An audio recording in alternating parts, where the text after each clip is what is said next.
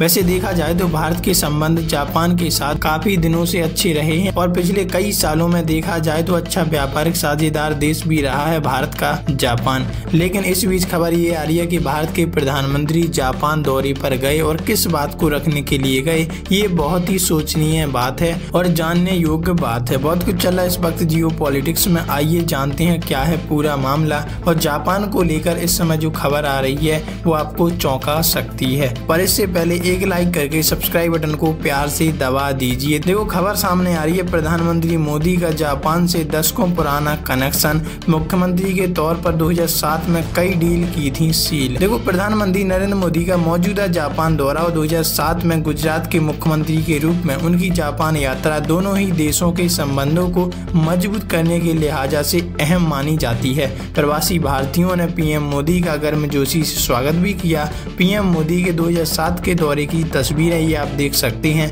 Modi archive ने share की।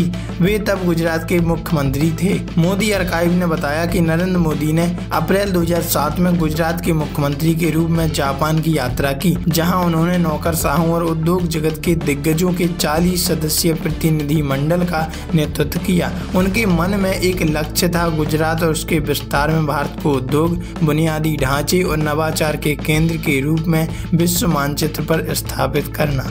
कई जापानी कंपनियों के अधिकारियों से की थी उस समय मुलाकात। टोक्यो, ओसाका, हिरोशिमा और कोबे के 6 दिवसीय दौरे में Mitsubishi, Mitsui, Sumitomo, Marubeni, Suzuki, Toshiba, Nippon steel, Nissan steel, UNIDO और त्सुनोशी शिप बिल्डिंग जैसी दिग्गज कंपनियों से संपर्क किया और JETRO तथा गुजरात के उद्योग विभाग के बीच समझौता ज्ञापन पर हस्ताक्षर किए। Japan chambers of commerce and industries और भारत के जापान में मंच पर बंदरगाह, रसद, बुनियादी ढांचा और मानव संसाधन विकास पर चर्चा हुई। इसको लेकर हम ये बात जान सकते हैं कि भारतीय पीएम नरेंद्र मोदी ने किस तरह जापान के साथ मिलकर भारत नवाचार और विकास को केंद्र के रूप में एक स्थापित तौर पर देखा है और किया भी है। जब मोदी ने आबे को दिया बेहद खास गिफ्ट। मोदी ने आबे को गुजरात के बौद्ध धरोहर स्थलों पर एक सीढ़ी और एक हाथ से बुनी हुई आदिवासी शॉल भेंट की और उन्हें गुजरात आने का निमंत्रण भी दिया।